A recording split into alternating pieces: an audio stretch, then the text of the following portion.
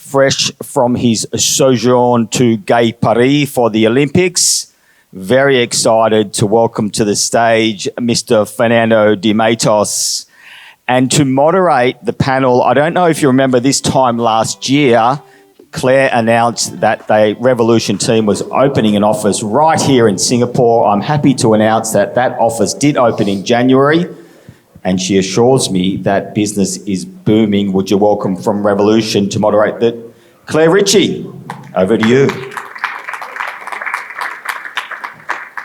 Good morning, everybody. Fernando's pretty well known in this space, but just a bit of introduction for those of you that don't know him. He's originally from Lisbon in Portugal. He's been with Visa for 26 years. Doesn't look that old. And he's been the head of sponsorship marketing in the Asia Pacific region since 2012, having moved here in 2004. He oversees the activation of Visa's global sponsorships at the Olympics and the FIFA World Cup. And he's had 12 Olympic Games behind him and 3 FIFA World Cups later. Fernando, you're just back from Paris. It looked amazing on the TV. How was it for you being there? Listen, was phenomenal. I think Paris did a fantastic event. If you think it looked great on TV, I'm going to tell you that live looked even better. Maybe except for the opening ceremony. And I'm telling you from the point of view of someone that sat for 2 hours under the rain. It was not such a phenomenal experience, but it was still spectacular. But I think Paris did a fantastic job at using sustainable structures, putting those together with amazing monuments and iconic buildings that they have. I've been lucky to have gone to a lot of Olympics, but I think Paris took it to a really next level. But I think also more importantly is having had the pleasure or the opportunity to go to Tokyo for the Olympics, to actually see venues full of people cheering, I think was phenomenal as well.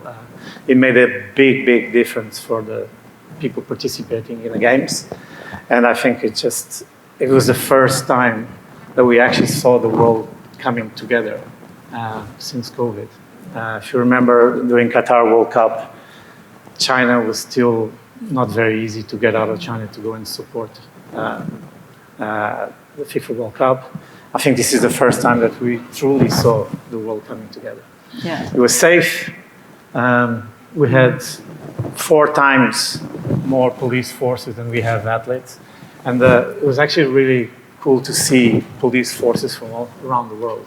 So it was actually pretty universal on that aspect. So the Olympics well. are the police forces as well? Yes, exactly. I heard somebody say that actually the Parisians that all left, many of them wish that they'd actually stayed, and they were actually feeling left out. And it's kind of funny because we saw that happening in the London Olympics in 2012, and I knew it was going to happen the same. You know, there was a lot of negative press on the build-up to the Paris Games, in particular from the Parisians, and a lot of them left, and I think a lot of them regretted it. We saw a huge spike in tickets midway through the games coming from domestic cardholders. Yeah.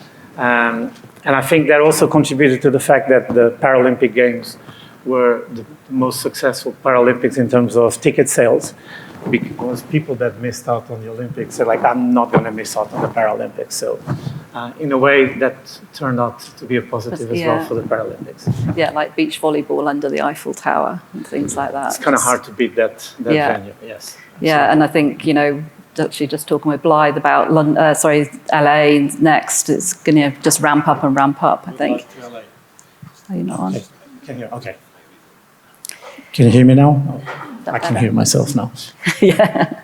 Now, good luck to LA, because I think they have a tough act to follow. Yeah, yeah. Your big boss, the CMO of Visa, talked about integrating Visa products and platforms to create value for both the athletes and the fans during the experience of Paris 2024.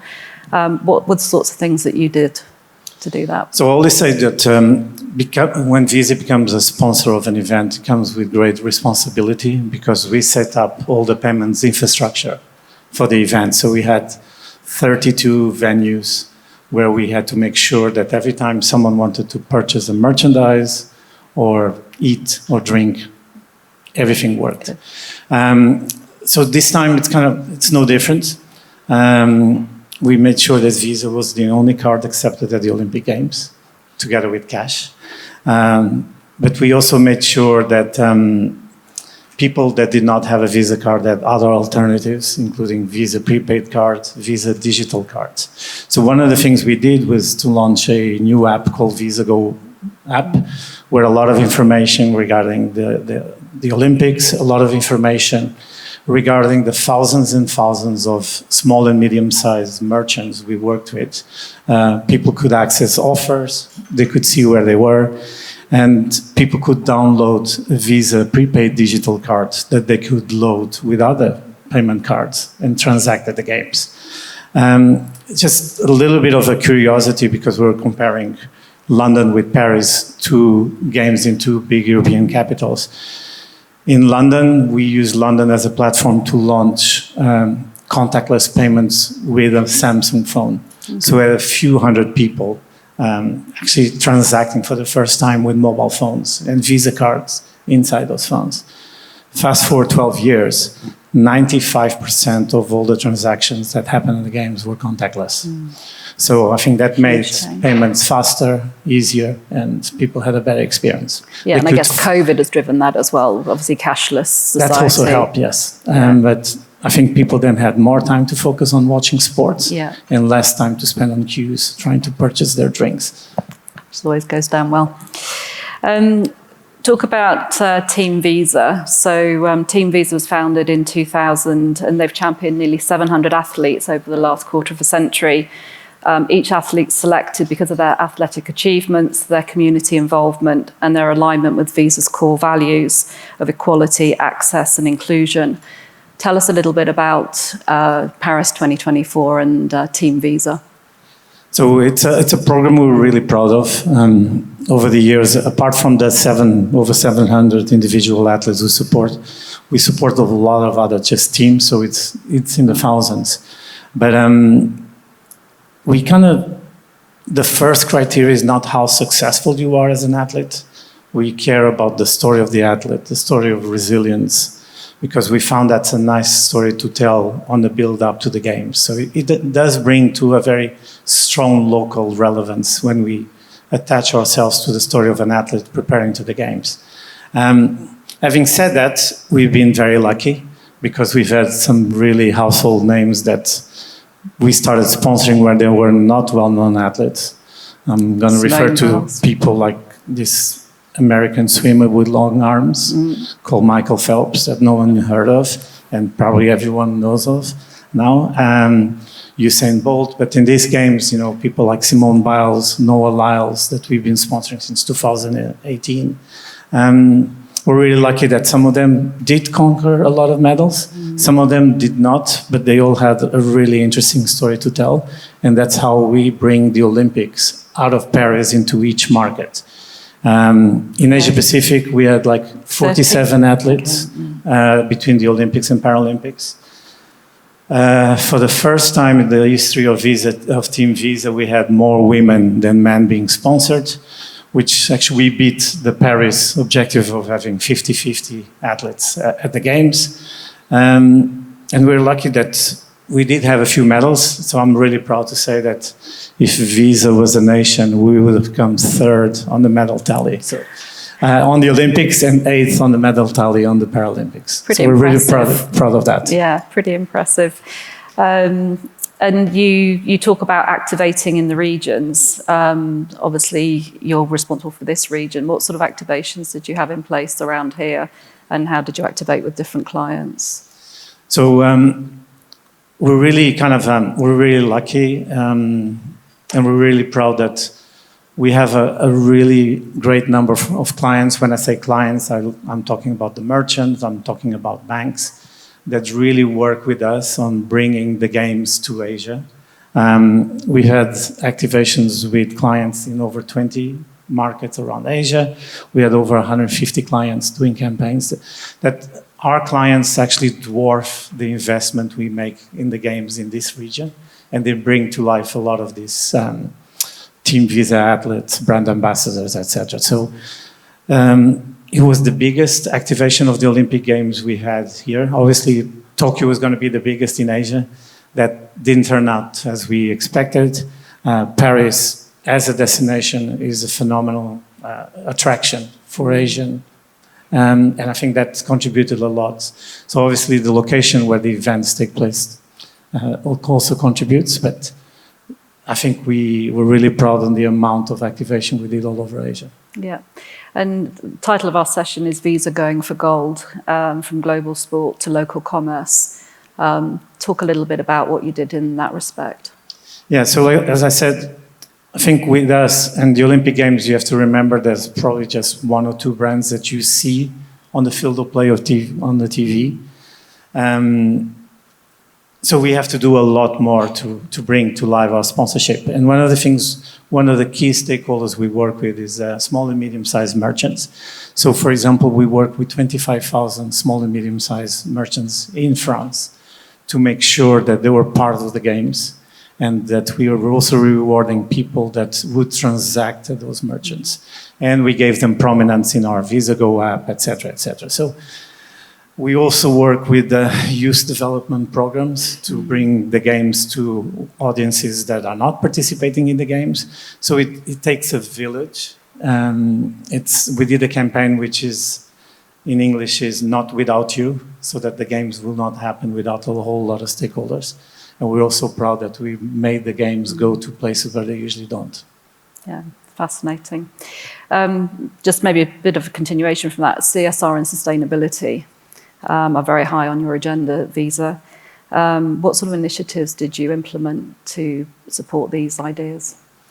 So the games, I think the Paris Games, as everyone knows, is all about sustainability, and a lot of the venues were extremely sustainable. The whole game was very sustainable. Some of the things we implemented in smaller scale compared to that. For example, all Visa cards that carry the Olympic brand that were issued on the build-up to the games either had to be made of either recyclable materials or sustainable materials like corn, for example. That's small things. Not that we're lucky that our plastic gets reused many times, so it's not single-time use. Yeah. But also for example, the small little things like in our contract with our Team Visa athletes, part of the fee we pay the athletes, they're forced to contribute to a charity of their choice. So to kind of try and give that back. So we look at innovative ways to make a wider group of stakeholders benefit from the Olympics versus the very few that just benefit from it. Yeah. Okay. You talked about gender split just now in Team Visa. Obviously, the Olympics overall was the first Olympics to have parity. Did you notice anything else specific around that? And obviously, we talked about the World Cup, Women's World Cup in Australia and New Zealand last year, where there was quite a shift in terms of stadiums being full of both genders and just wanting to watch world-class sport on a world-class stage, whatever the gender. Any observations from Paris in that respect? Listen, I think if you compare the Men's World Cup, the Women's World Cup, and now the Olympics, we obviously see predominantly still male-dominated audiences in the FIFA Men's World Cup. When I went to Australia and New Zealand, it was phenomenal to see families, regardless of the gender. Everyone was supporting the teams. It's the first time I see young teenage boys wearing T-shirts with girls' names on it.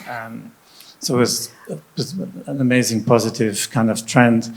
The Olympics is a very completely different event, and you see families. There's basically just good vibes all over. Obviously, with women and men in parity in terms of participation, I think we are going to see in the future more women being present in, being coaches and judges, officials, etc. So I think we're going to see more and more of that parity, hopefully. And hopefully in a few years, the gender equality discussion is inexistent. Yeah. I think it is true. I think although the athletes themselves have been equal, behind the scenes, it's very male-dominated still. And in Australia and New Zealand, during the Women's World Cup, we did a big campaign about, we call it Play On, because we noticed that a lot of girls around the age of 16 usually drop the sport they were doing. I don't know if it's for studies, other social pressure. So as we collectively trying to keep more girls in sports, I think we'll see more female coaches, more female officials in the future, etc. Yeah, I was just speaking at the Saudi Sports Show last week, and we were talking about the fact that girls that are in sport go on to be good leaders often. So I think the training and the teamwork and all those things augur well for later in life. A lot of people think that Visa sponsors the games just to generate revenue from the card sales, or the revenue from the cards. There's a lot more to the partnership in terms of return on investment, return on objectives. Just talk to us a little bit about that. Yeah, so you're right. So I'm not going to say it's not important. Obviously, we love to see the fact that people transact at the games using their Visa cards. Just to give you a comparison, it's kind of funny. Again, comparing London to Paris, 60% of transactions happen at retail in merchandise versus 40% in F&B. Exactly the same split happened in Paris. What we're seeing is there was 90% more spend in 12 years. So people are spending more money. I don't know if it's because things are more expensive or people are just more keen to buy souvenirs at the games. But what I'm saying is, was that as important for us, the transactions? By the time the games start, we would have had to have a positive ROI from our investment. And that only happens because we start activating this 2 years before with a vast array of clients around the world. Yeah. So what we see is, and I'm glad that the panel before was just giving me just very consistent information and data. We see that when we theme a marketing campaign with either the Olympics or FIFA, we see a 10 to 40% better ROI. We see that in our data, we see that in our clients' data. So it is valuable to talk to a consumer audience with a theme that they engage with, and that sees it, and we see that on the ROI. Yeah, totally. We're almost out of time. What was the highlight of the games for you? Obviously, Paris. I'm going to give kudos to the organizing committee. They endure a barrage of negative coverage on the build-up to the games. We all have the stereotype about French complaining. I think they took it to the next level when it came to the games. Like, listen, in a few weeks before the game started, they even created an hashtag, pardon my French here, let's shit in the sand. To who does that to the home city where they live? And I think to be able to turn that around and to create the event that they did where everyone was proud of, and every French person I spoke to since I came back told me how sorry they were that they didn't make it to the games. I think I'm going to give the organizing committee the kudos for achieving what they achieved. Yeah, I'm one of those that didn't make it to the games. I was at the Tour de France in the south of France, but I do really wish I'd been in Paris as well to see it. It's a bit of a cliche, but I do think that the city of love really turned the haters into lovers. So. And on that note, ladies and gentlemen, thank you very much. Thank you.